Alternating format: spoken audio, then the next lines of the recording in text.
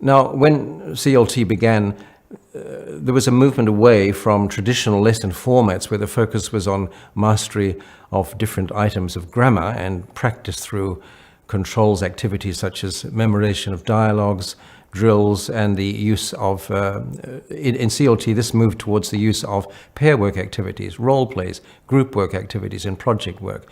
So a movement away from accuracy-based activities, if you like, towards more fluency, communicative-based activities. The type of classroom activities proposed then also implied new roles in the classroom for teachers and learners. Learners now had to participate in classroom activities that were based on a cooperative rather than an individualistic approach to learning. They had to become comfortable with listening to their peers in group work or pair work tasks, rather than relying solely on the teacher for a model. They were expected to take on a greater degree of responsibility for their own learning. And teachers now had to assume the role of facilitator and monitor, rather than being a model for correct speech and writing, and one with the primary responsibility of making students avoid errors. The teacher had to develop a different view of learners' errors and of his or her own role in facilitating language learning. So, under the influence of CLT theory, grammar-based methodologies such as audiolingualism gave way to more functional and skill-based teaching. And at the same time, accuracy activities such as drilling were replaced by activities based on interactive small group work. As you can imagine, communicative language teaching created a great deal of enthusiasm and excitement when it first appeared as a new approach to language teaching in the 1970s and 80s. And language teachers and teaching institutions all around the world soon began to rethink their teaching, their syllabuses, their classroom materials. And in planning language courses within a communicative approach, grammar was no longer the starting point. New approaches to language teaching and language course development were needed. The communicative approach prompted then a rethinking of classroom teaching methodology. It was argued that learners learn a language through the process of communication in it, and that communication that's meaningful to the learner provides a better opportunity for learning than through a grammar-based approach. New techniques were needed, as I mentioned, new roles for teachers, new roles for the learner. So instead of focusing on accurate repetition and memorization of sentences and grammatical patterns, activities that required learners to negotiate meaning and to interact meaningfully were required.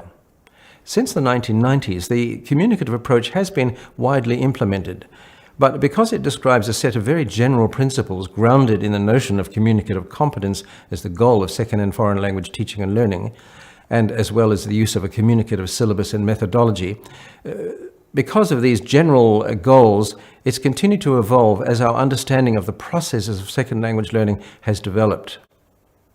Current communicative language teaching theory and practice thus draws on a number of different educational paradigms and traditions.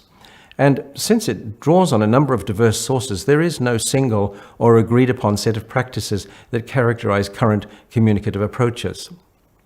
Rather, CLT today refers to a set of generally agreed upon principles that can be applied in different ways depending on the teaching context, the age of the learners, their level, their learning goals, and so on.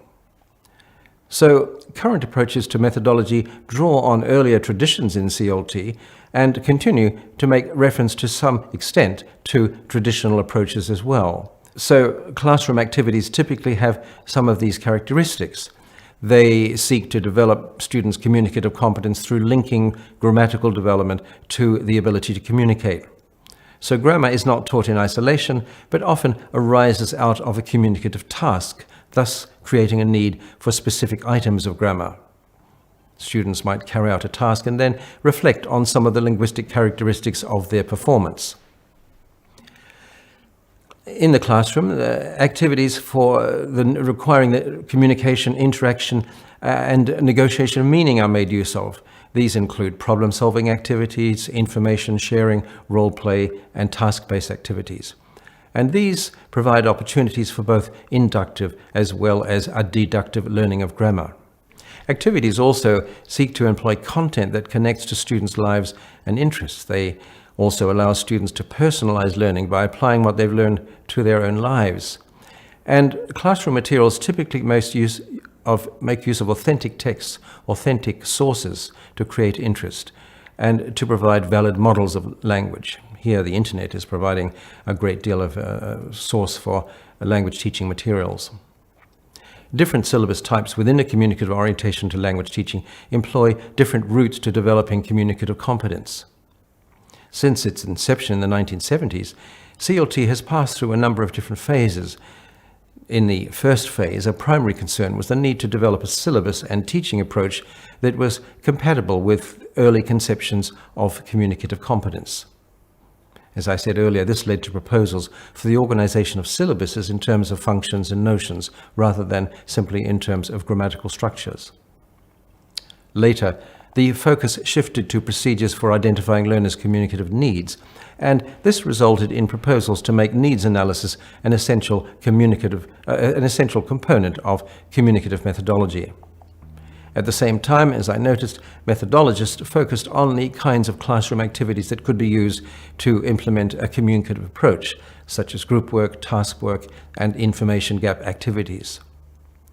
So today, CLT can be seen as describing a set of core principles about language teaching and learning which can be applied in different ways and which address different aspects of the processes of teaching and learning.